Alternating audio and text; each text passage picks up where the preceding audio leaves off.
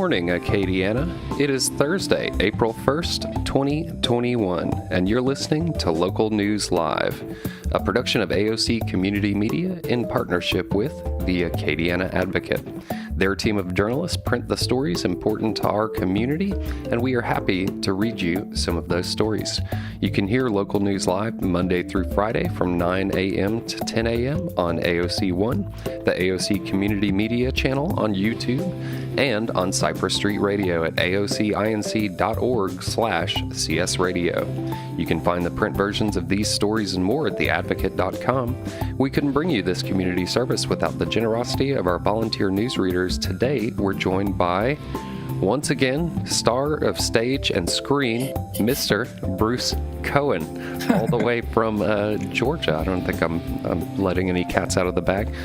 Bruce, welcome.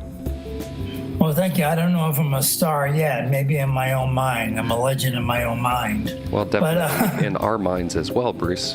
But thank you so much for coming back to read the news. I know you got a busy schedule, so even though you've been with us all summer and all through this whole pandemic lockdown, you've moved on and are getting busy these days. I am, and I always appreciate being able to have the opportunity to read the news. So I'm going to hit right into it, and you can take your little listen semester,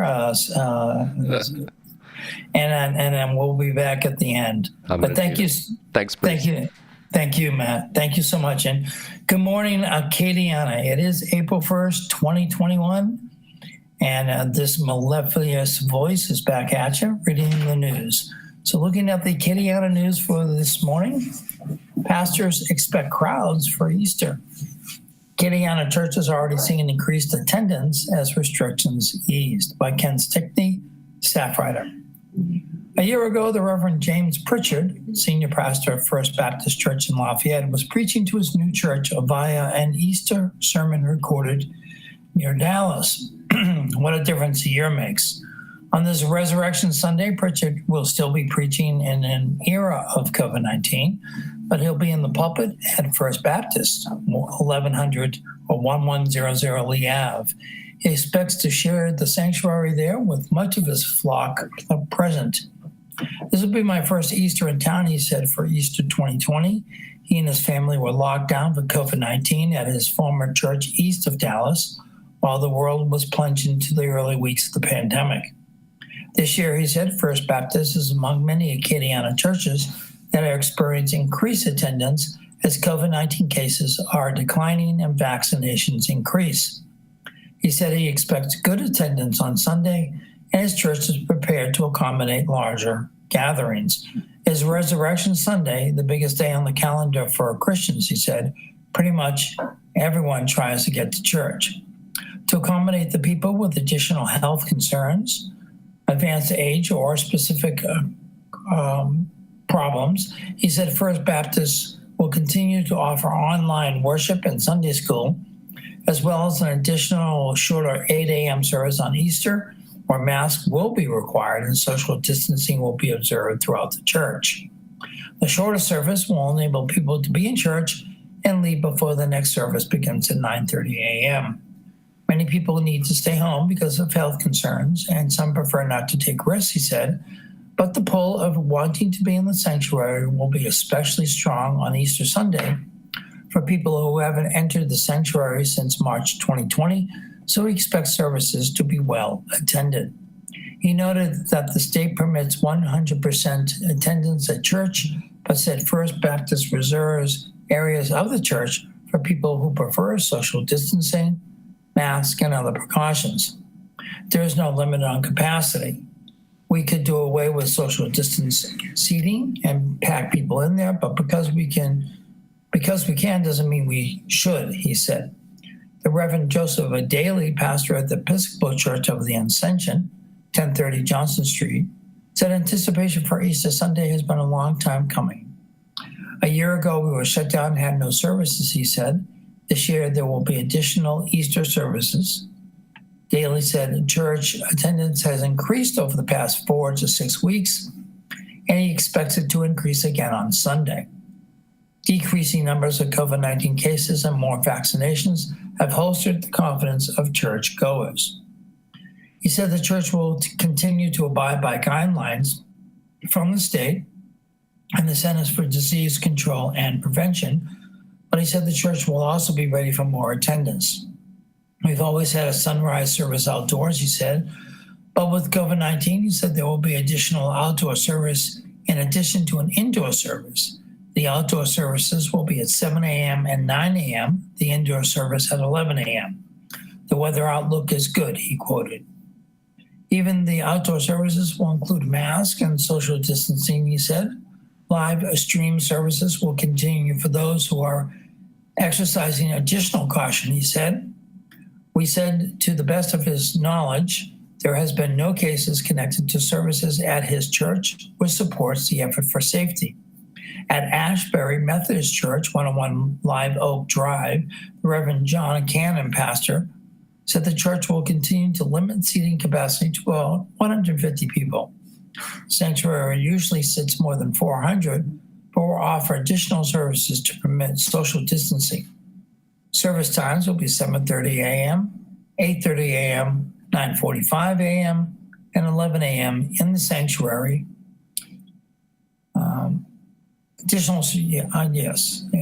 Additional services are scheduled for 9:45 a.m. and 11 a.m. in the Spirit and Wind Chapel. As most people get vaccinated, more people are coming back. People are eager to get back to see others in person, he said. It is absolutely the strangest year. We've learned new things about worship, and we have adapted. We've been able to do ministry in different ways and to connect with our congregation in different ways. The church was never closed. We weren't able to do things in person as we had been, but the church remained open. We've grown, lived, and shared in the love of Christ.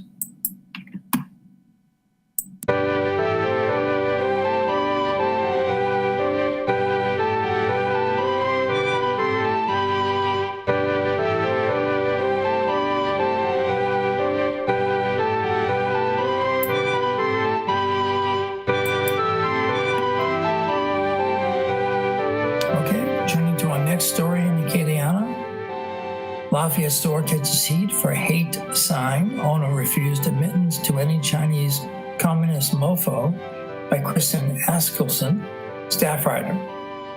A Lafayette store that specializes in rare coins and other collectibles is in the spotlight after potential customers shared images of what many considered a xenophobic sign on the store's front door. Lafayette resident Leslie Bork shared a photo of the front door of Coin and Treasure and a sign that read, "Coin and Treasure proudly refuses admittance to any Chinese communist mofo. If we allow this, we are allowing hate to infiltrate our city," Bork wrote on Facebook. "Please help me to eliminate this. It must be a collective effort to send a message. Please boycott this type of mindset." CBS national correspondent and Lafayette native David Begnaud, known for highlighting issues in his hometown, commented on Bork's post. Begnaud said he contacted the store's owner, Louis Pizzolatto, who said he put the sign up a year ago at the start of the coronavirus pandemic to criticize a Chinese Communist Party. "I spoke to him about the rise of attacks against Asians in the United States," Begnaud said. He said, "I hate that. I despise that." On Wednesday morning, Pizzolatto removed the sign and said his business was inundated with calls from across the country. Speaking to reporters inside his business on Congress Street, Pizzolatto emphasized the motivation behind the sign was to oppose human rights. China has long been cited for human rights violations by the U.S. government and other agencies. On Tuesday, the Biden administration declared China's treatment of Uyghur Muslims as a genocide in an annual human rights report. Pizzolatto said he removed the sign after speaking with an Asian customer who he said did not have a problem with the sign. But she said, people don't read between the lines, he said, and sometimes somebody's feelings get hurt. I didn't want people's feelings to get hurt about it. I wanted to kick the Communist Party in the teeth, but I didn't want anybody's feelings to get hurt. And if somebody's feelings got hurt, I don't want to do it. Some Lafayette residents found the sign disturbing against a backdrop of rising violence against Asian Americans in the U.S. On Monday, a 65-year-old Asian American woman was physically and verbally attacked by an unidentified man in Midtown Manhattan. On March 17th, a white gunman was charged with killing 8 people during an attack on 3 Asian-owned massage parlors in Georgia, actually in Atlanta, near where I'm now presiding. Pizzolatto, who has owned the business since 1980, when it was located on Marsh Street, said he had about 100 phone calls by lunchtime, both to oppose and support his sign, after getting just a handful on Tuesday. One person had called about 9 times by lunchtime on Wednesday, but by the end of the day, most of the calls were supportive, he said. He said he tried to return all phone calls on the matter to state his case. It's not a racist issue, he said. It's an issue that once my buttons started getting pushed, I probably went a little bit too far with. But the reality is nothing I said is false.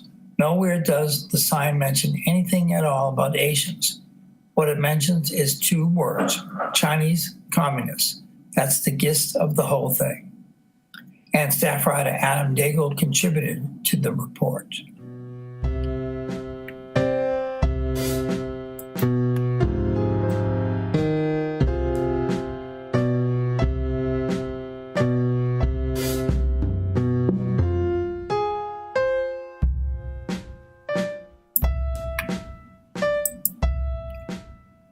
All right, moving on to Lafayette news. Family, missing pregnant woman dead. Police say they are still investigating as a missing person case. By Kristen Askelson, staff writer. The mother of a missing Lafayette woman says her daughter is dead and is asking the public to come forward with any information. Sky Angers, 30, is 7 months pregnant and has been missing since January 4th, according to her mother. Tracy Angers posted on Facebook on Tuesday, "It has been confirmed that my daughter Sky and her unborn baby are dead. Her body was dumped and we're still looking for her. Please pray for their souls." Tracy Angers reported her daughter missing January 9th to the Lafayette Police Department, which opened a missing person case. Lafayette police say the investigation is continuing. The investigation to Sky's disappearance is still active, Senior Corporal Bridget Dugas said on Wednesday. She said it was unclear where Tracy Angers had gotten information about her daughter's death, but detectives tell me that they are still actively investigating it as a missing persons case. Alex Angers, Sky's sister, said the family has not located the body of the missing woman. As of today, we are sad to say that my sister, Sky, and the baby she carried have died. I don't really know what to say or how to process things I know, but I will say that the life she lived was not an easy one and was brought to an end due to her struggle with addiction, she wrote on Facebook. No memorial funeral has been decided because we are still unsure of where Sky physically is. Thank you to the friends and family that reached out, shared our flyers, and made an effort to search for her and comfort me and my family. Sky Angers has been homeless for quite some time before she was reported missing, Dugas said in February, noting that sometimes people in situations like this do not wish to be found. Anyone with information regarding Sky Angers' whereabouts is asked to call the Lafayette Police Department at 337-291-8600.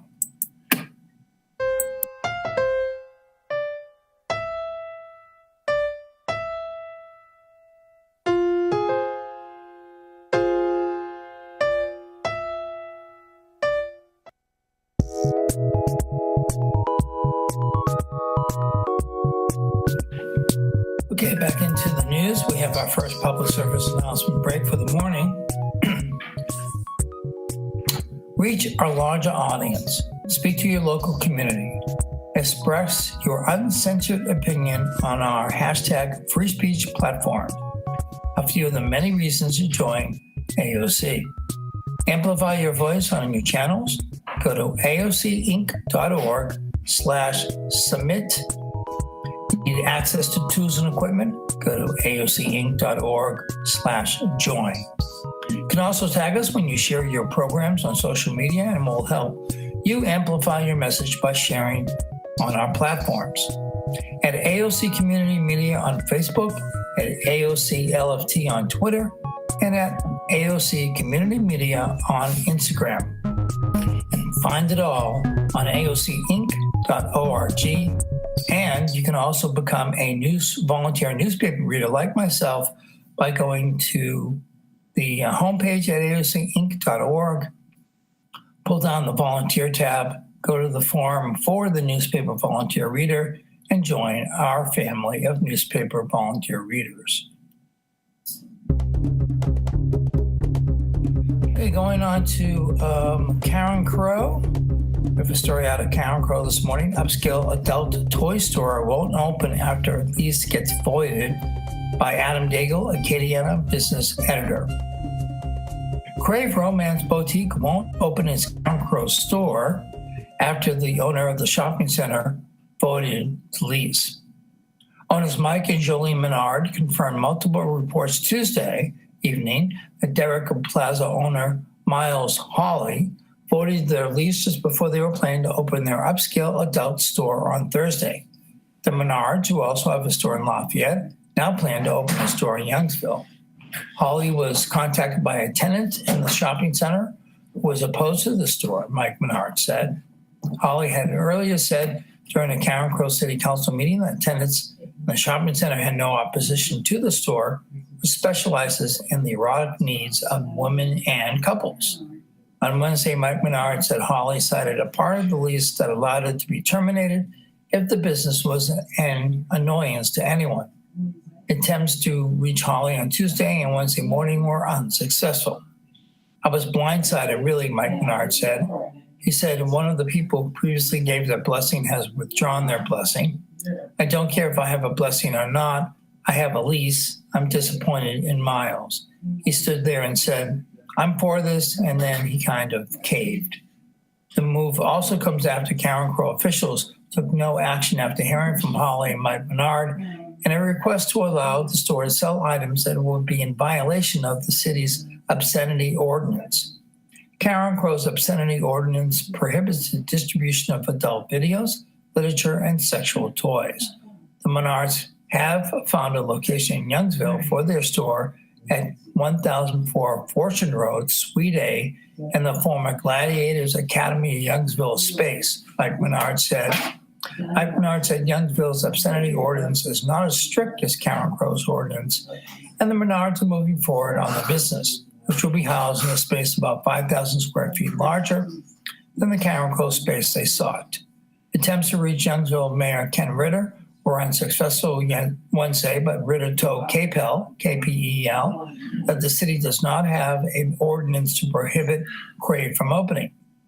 Ritter also said he drafted an amendment to the city's land use ordinance to define land uses adjacent to residential neighborhoods that will be voted on at the City Council's next meeting set for 6 p.m. April 8th.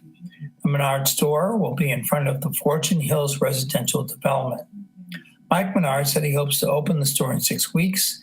He also noted that he had not given up trying to open a store in Karen Crow. We've been a good neighbor everywhere we've been, Mike Menard said. We expect to hear some ruckus, but once we open, they'll go, oh, that's what it is. When I went to bed last night, I was rock solid. I had a position in Youngsville. This morning, I got a call that made me waffle a little bit. We just want to be a good member of the community.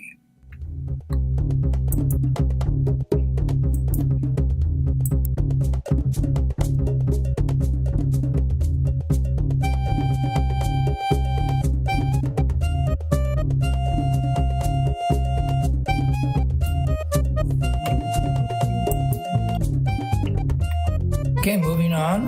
In Abbeville man accused of shooting at passing vehicles. Staff report, and this comes from the crime blotter in today's edition of The Advocate.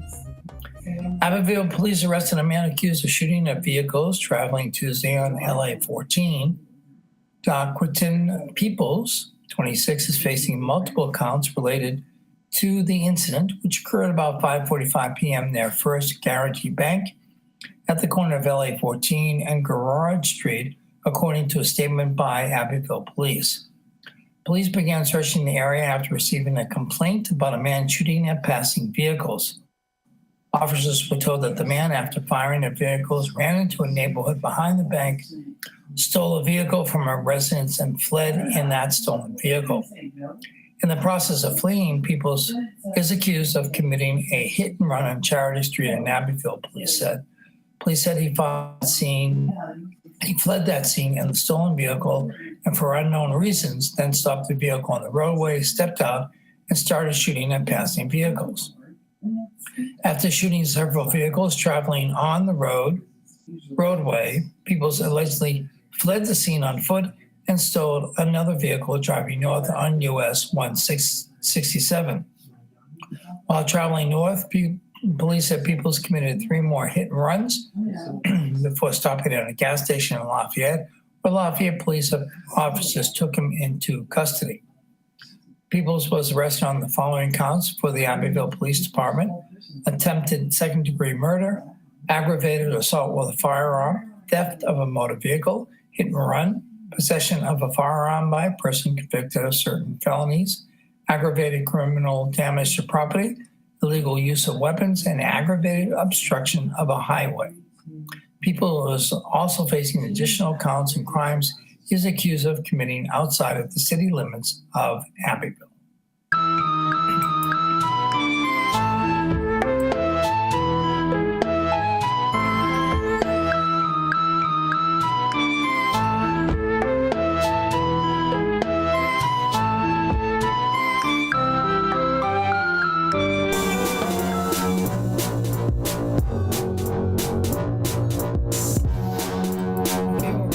To a midpoint in the broadcast this morning, and usually we start off with the day in history. So this is the day in history, Thursday, April 1st. It's the 91st day of 2021. There are potentially 274 shopping days left in the year, and this is April Fool's Day. So go out there and be a prankster. Today's highlight in history: on April 1st, 1954, the United States Air Force Academy was established by President Dwight D. Eisenhower. Also on this date, in 1789, the U.S. House of Representatives held its first full meeting in New York. Frederick Muhlenberg of Pennsylvania was elected the first House Speaker. 1933, Nazi Germany staged a day-long national boycott of Jewish-owned businesses. In 1945, American forces launched the amphibious invasion of Okinawa during World War II.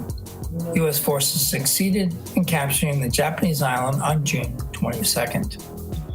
Also on this date in 1970, President Richard M. Nixon signed a measure banning cigarette advertising on radio and television to take the effect after January 1st, 1971. In 1972, the first Major League Baseball players' strike began, and it lasted 12 days. In 1975, with Khmer Rouge guerrillas closing in, Cambodian President Lon Nol resigned and fled into exile, spending the rest of his life in the United States. In 1976, Apple Computer was founded by Steve Jobs, Steve Wozniak, and Ronald Wayne. In 1977, on this date, the U.S. Senate followed the example of the House of Representatives by adopting 86-9, a stringent code of ethics requiring full financial disclosure and limits on outside income. 1984, Marvin Gaye was shot to death by his father, Marvin Gaye Sr., in Los Angeles, the day before the recording star's 45th birthday. The elder Gaye pleaded guilty to voluntary manslaughter and received probation. Also on this date in 1987, in his first speech on the AIDS epidemic, President Ronald Reagan told doctors in Philadelphia, "We've declared AIDS public health enemy number 1. In 2003, American troops entered a hospital in Nazareth, Iraq, and rescued Army Sergeant Jessica Lynch, who had been held prisoner since her unit was ambushed on March 23rd. And that's Jessica Lynch was a private first class. 10 years ago, Afghans angry over the burning of a Quran at a small Florida church stormed a UN compound in northern Afghanistan, killing 7 foreigners, including 4 Nepalese guards.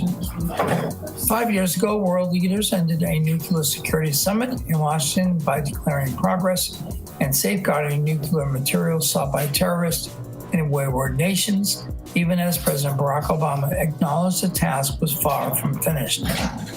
1 year ago, President Donald Trump acknowledged that the federal stockpile of personal protective equipment, or PPE, used by doctors and nurses was nearly depleted, and he warned of some horrific days ahead for the country. Resisting calls to issue a national stay-at-home order, Trump said he wanted to give governors flexibility to respond to the coronavirus. Right now, we switch to today's birthdays. Actor Jane Powell is 92 years old today. Actor Ali MacGraw, known from her appearance in The Love Story many years ago, is 82. R&B singer Rudolph Isley from the Isley Brothers is 82. Reggae singer Jimmy Cliff, one of my all-time faves, 73. Supreme Court Justice Samuel Alito, 71. Actor Annette Altu, 69. Movie director Barry Sonnenfeld is 68 today. Country singer Woody Lee is 53. Rapper, actor Method Man is 50 years old.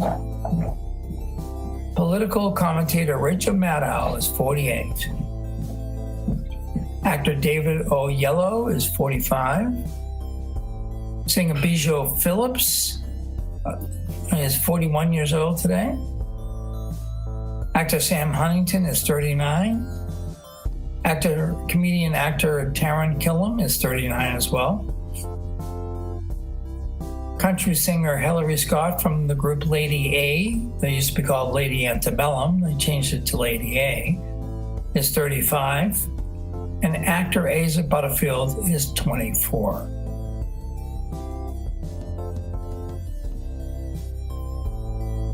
Turning to the zodiac, if you're in Aries, March 21st through April 19th, spend less and accomplish more. Put a budget in place and bring about changes that will make you feel good about yourself. Romance and self-improvement projects are favored. You can do it. Taurus, April 20th through May 20th. Open up, discuss matters that concern you, and look for solutions that work for all involved. Compromise will help you dismiss uncertainty and confusion.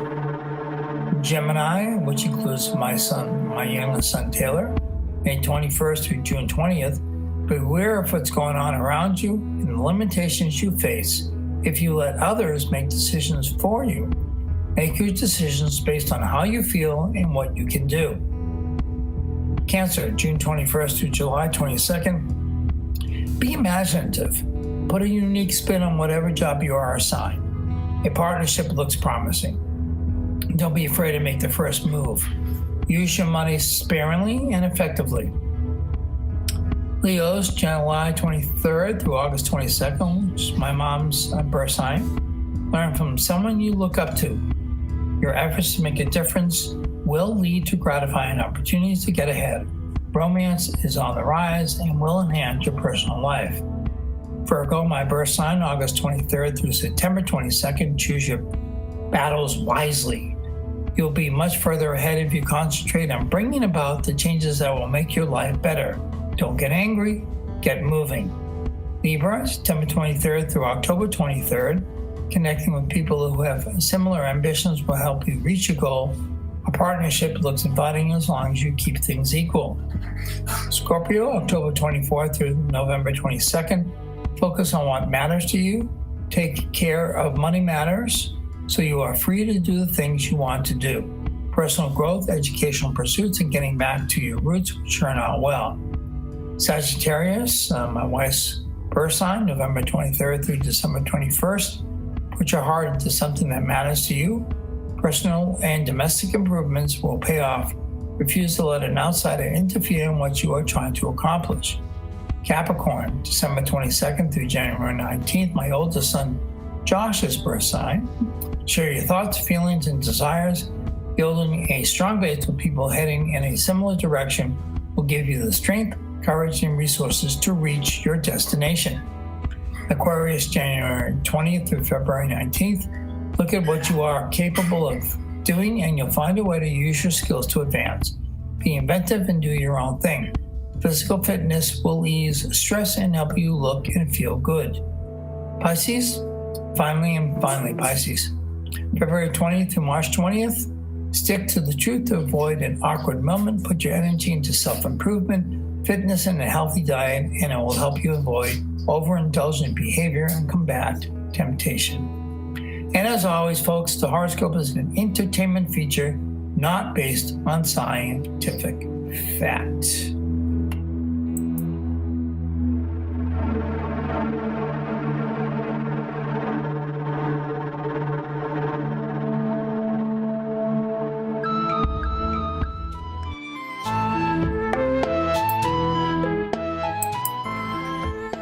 All right, getting back into the news, we now look at state news. Experts, people who were infected should still get vaccine, by David J. Mitchell, staff writer. Just more than 380,000 people in Louisiana have tested positive for the coronavirus since COVID-19 was first detected in the state a year ago, the latest statistics show. And if you count those who were infected but not tested, some 760,000 to 1.5 million could have gotten the virus, as much as 1/3 of the state, some estimates suggest. But state health officials and medical experts say these people should still be vaccinated. Why should people who have been through the virus and had a natural immune response need vaccination? The short answer, based on scientists' evolving understanding of the virus, is that natural immunity probably isn't good enough because it doesn't appear to last long, and reinfection is a risk, though an infrequent one. From what we now know, the vaccine confers greater protection than natural infection does, said Dr. Joseph Cantor, state health officer. In clinical trials, the Pfizer and Moderna vaccines were shown to have a 94 to 95% effectiveness at preventing illness and prevented 100% of deaths from COVID-19. The newest single-shot Johnson & Johnson vaccine had lower effectiveness against preventing illnesses, 66%, but also prevented all deaths from COVID-19 in its clinical trial. Scientists think the vaccine is significantly easing the symptoms in those who have been stricken by the virus. While scientists are still trying to determine if people who have gotten the vaccine will need a booster shot at some point, the U.S. Centers for Disease Control and Prevention have roughly estimated that natural immunity may last around 3 months after infection. Cantor and others said they have seen or had reported cases where people have been reinfected once and even twice after the initial infection. We've seen people become reinfected with symptomatic infections after they have been proven to be infected in the past. And we don't have any data to suggest that after 90 days, you still have protective antibodies to the virus, said Dr. Ralph Detevry, Jr., Vice President of Medical Affairs for Ochsner Medical Center in Baton Rouge. Herd immunity means that a large enough share of the population has immunity so a virus has no place to go and forces the spread of the virus to essentially halt, though not necessarily that the virus has been eradicated. State and federal health officials say herd immunity should be reached when immunity has been conferred to 70 to 80% of the population. In Louisiana, nearly 16% of the population has been fully vaccinated as of midday Monday, state statistics say. Like Cantor and Detevry, the CDC says reinfections have been infrequent, but the Federal Health Agency adds that the possibility of reinfection is expected to increase with time because of waning immunity and the possibility of exposure to various variants. The agency notes that cases of reinfection with variants have been reported in South Africa, Brazil, and the United Kingdom. Continued widespread transmission makes it more likely that reinfections will occur, the CDC says. That reality, the CDC says, providing all the more reason to keep wearing a mask and employing other social distancing requirements. Some recent studies, however, would appear to challenge the view that natural immunity wanes after 3 months, which early research had supported. Among the listed sources for the CDC's current recommendations are a handful of studies that suggest natural immunity may last for 5 to 8 months. One recent study of more than 43,000 people in Qatar who had previously had the virus found just 0.1% had been reinfected up to 7 months after their initial infection. The results, the authors say in January preprint report that has not been peer-reviewed, suggested that natural immunity during that time could confer greater than 98% protection against reinfection for at least 7 months. Published in March, a separate South Korean study of 58 largely young adults found high antibody positivity up to 8 months after asymptomatic or mildly symptomatic infections. Susan Hasek, a Tulane University epidemiologist, said the devil is often in the details of these kinds of studies, however, which can undercut some of their conclusions. The Qatar study, for instance, may not have captured all reinfections because it relied on people who were diagnosed with a reinfection incidentally through random or routine testing or through contact tracing. They weren't all being tested regularly to capture potentially other infections. The South Korean study relied on a small sample, a fact the author in themselves acknowledged. Hayes said scientists are still in the early phases of gathering data on the virus and understanding how it works. Each study is a piece of a broader picture that is still developing. Ultimately, we're going to have a picture, but it's a pretty big jigsaw puzzle that we're working on right now, she said.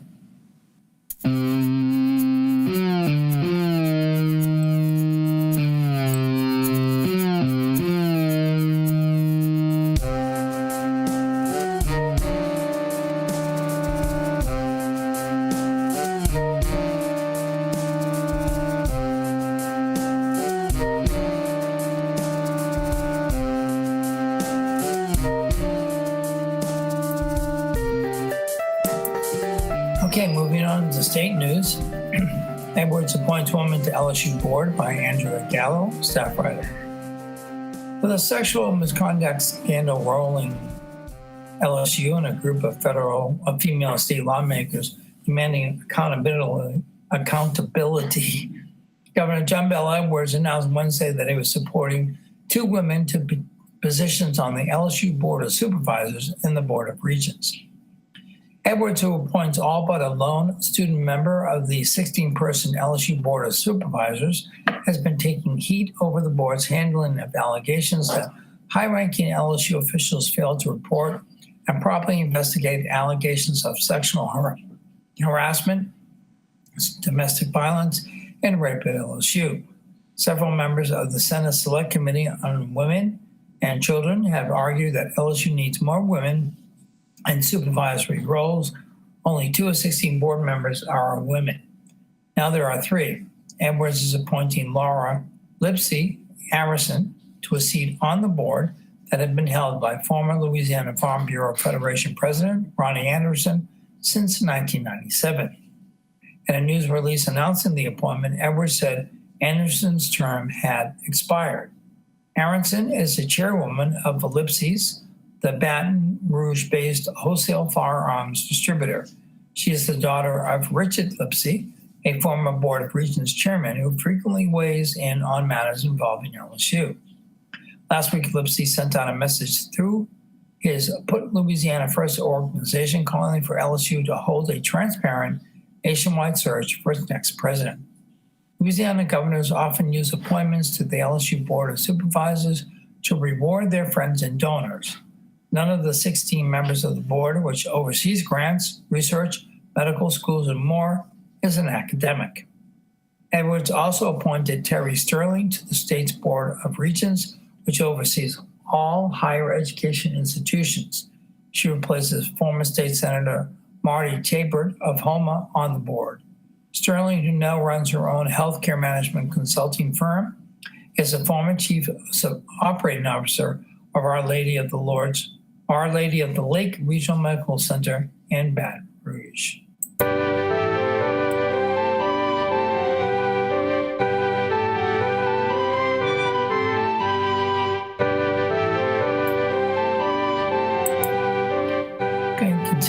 In state news, a bid to resolve cost of abortion case collapses.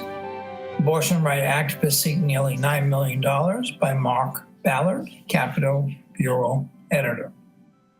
After months of talks behind closed doors trying to come to a settlement with the state's attorney general, physicians who successfully challenged a Louisiana anti-abortion law have asked a federal judge to order Louisiana taxpayers to pay the winning attorneys almost $9 million.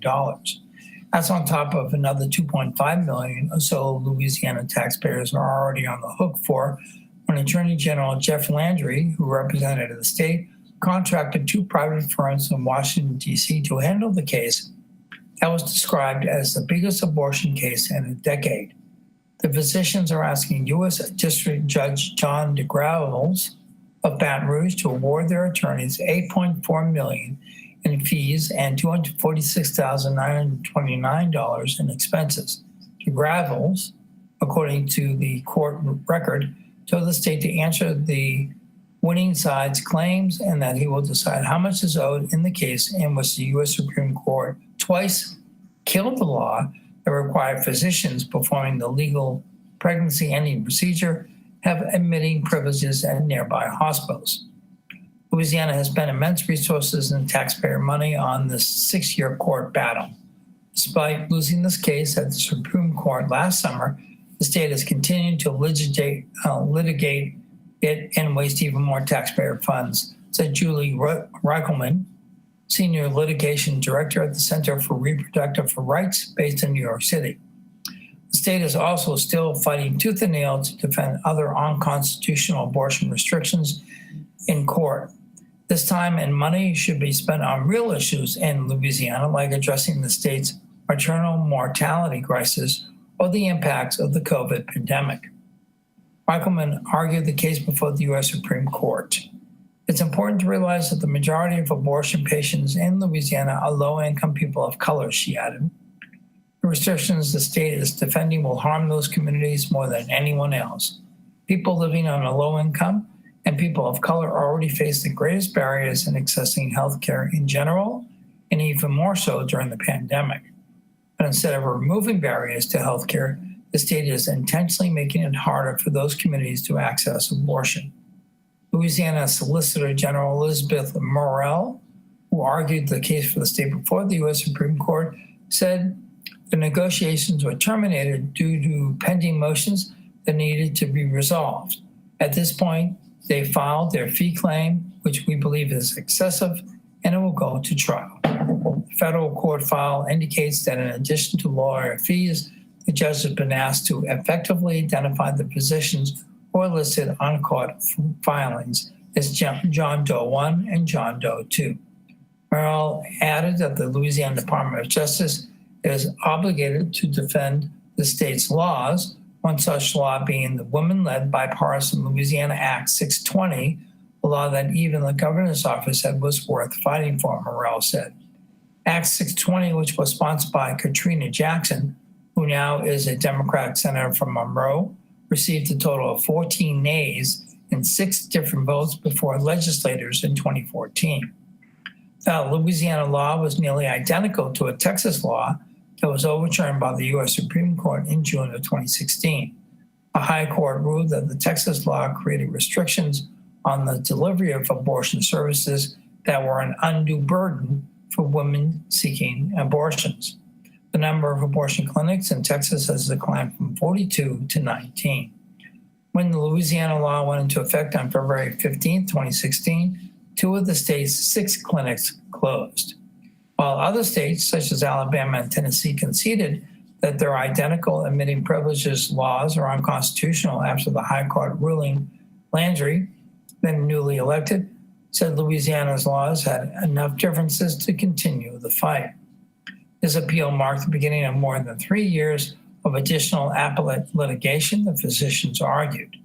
The issue went to trial before DeGravels with 24 depositions, extensive written discovery, and briefing on several motions and Lyman in deciding what can be presented as evidence, briefing on a motion for partial summary judgment, and a 6-day preliminary injunction hearing where the court heard live testimony from 12 witnesses and received into evidence testimony from 8 witnesses via deposition designation and 245 exhibits, the physicians agree.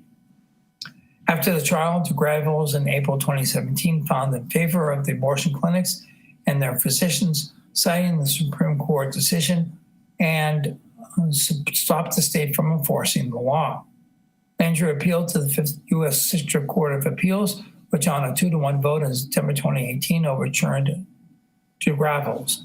The majority found that Louisiana differed, essentially, because the state was smaller and women seeking abortion didn't need to drive as far in as Texas. The case made its way to the U.S. Supreme Court. A split 5-4 U.S. Supreme Court on June 29th found, like it did in 2016, when reviewing the nearly identical Texas law, that the Louisiana requirement that physicians associated with a nearby hospital threatened the ability of the clinics to operate and amounted to an unnecessary hurdle for women seeking the legal procedure. Chief Justice John Roberts, who was among the dissenters in the Texas case, joined the majority in the Louisiana challenge, basically saying the High Court had already ruled on the issue. The result in this case is controlled by our decision 4 years ago invalidating a nearly identical Texas law, Roberts wrote. On August 6th, the Fifth Circuit administratively closed the case. Federal law requires the loser to pay the winner's attorney fees.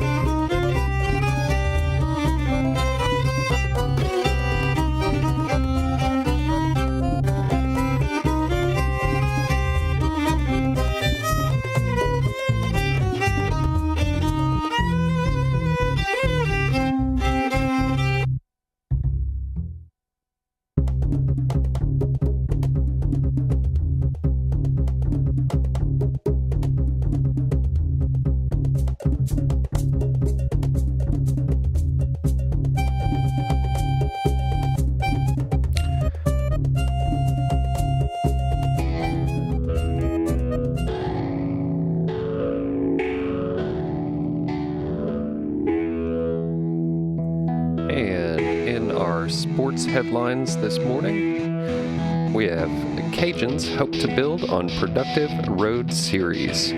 This story's by Kevin Foote, staff writer for The Advocate. It was only the first Sunbelt Conference series of the season, but what the UL Ragin' Cajuns were able to accomplish in winning the series against Coastal Carolina is something Coach Matt Deggs hopes will be the turning point at UL Monroe. It's always... Hey, Matt. Hey, Bruce. I'm back. I forgot to... No worries, man. You want to take it from that paragraph? Yeah, I'll take it from that paragraph. All right. I'm sorry about that. No worries, We're buddy. trying something out new, folks, today, and I forgot to take my mic back onto speaking mic. So I'm back. It's always very rewarding to see the fruits of your hard work, Deg said. Anytime you challenge and push, it's very important that everyone sees the direction that you're capable of heading. We're blessed to be able to see that over the weekend, the boys and the coaches got rewarded for all the hard work they put in. After taking off last Monday and Tuesday, Deggs said the staff focused on improvement in 3 areas: limiting walks, errors, and strikeouts. Making some adjustments mentally and physically, Deggs said They really challenged them with a lot of accountability. We have a great week of practice. Leading that charge at the plate was freshman right fielder Carson Rocafort, who upped his average to 333 after hitting 400 with 4 RBIs in the series. There are several candidates on the mound. Ace right-hander Spencer Arrighetti continued to dominate as expected in moving to a 4-1 with a 1.06 ERA. Our best games have come with him on the mound, but it was good to see the challenge last weekend. It was, let's play well without our ace on the mound, Doug said. We had some guys step up, which was good to see. We'll go as far as our pitching goes. At 345 with 7 homers and 15 RBIs. Right-hander Ty Barnes, 11 with a 4.43 ERA and a 201 and 20 in the third innings. 18, Austin Perrin got his third start and faced the minimum through 6 innings, and Jack Burke didn't pitch 5 scoreless innings, allowing 1 hit. While Arrighetti is scheduled to start Thursday's game, the other starters will depend on matchups, which may just be the case for the rest of the season. You do have some horses in the stable over there, but who matches up against who is very, very important, Dag said. As far as just stuff, I don't think we have anybody who just trumps anybody with the except of the way Spence has pitched the ball. Now, who matches up better against who, I think, is the question. The Warhawks, 10-10 and 3-3 on the season, are hitting .264 with 108 runs, 29 doubles, 6 triples, 12 home runs, and 45 stolen bases. ULM is led by a trio of 300 hitters in Ryan Humanek, 329, 2 home runs, and 13 RBIs. Michael Cervantes, 327, 1 home run, and 7 RBIs, and Trey Henry, 315 and 8 RBIs. The Cajuns are hitting .245 with 117 runs, 45 doubles, 6 triples, 21 homers, and 37 steals. Ben Fitzgerald leads the way, Dex said. Will Moriarty has undergone a little bit of a stroke change. His fastball is now exploding at the plate. He got a lot of swings and misses at the fastball. At the end of the day, I trust all of them. And today is April 1st, so today is officially the first day of professional baseball. So get out there. If you live anywhere near a major league sports team, get out there and support your team. Looking at the funerals today in the Kiliana area, Genevieve Bork at St. Joseph Catholic Church at 11 a.m. and Keith Dewitt, Martin Castillo's La Fleur de Lis Chapel at 11 a.m. So this has been the Local News Live for April 1st, 2021. I've been your reader, Bruce Cohen. Will always be Bruce Cohen. You can join us at 9 a.m. Monday through Friday at AOC 1 Cypress Street Radio, our online community station, or the AOC Community Media channel on YouTube. You can read these stories and more at theadvocate.com, and you can also find out how to volunteer as a volunteer newspaper reader like myself, which where all the newspaper volunteer readers are still doing it at their home studios like me, and I'm doing it in Georgia, and more at aocinc.org. Just go to the volunteer tab, pull it down till you see the newspaper reader volunteer form, fill it out, and Miss Mandy or Mr. Matt will get in touch with you and set you up to become part of a newspaper reader volunteer family. So this has been wonderful. Appreciate you tuning in. Be safe and healthy, and keep on doing what we need to do in terms of the pandemic, and everybody take care of everybody else. Appreciate you tuning in. You have a great rest of your day, and we'll see you on the flip-flop.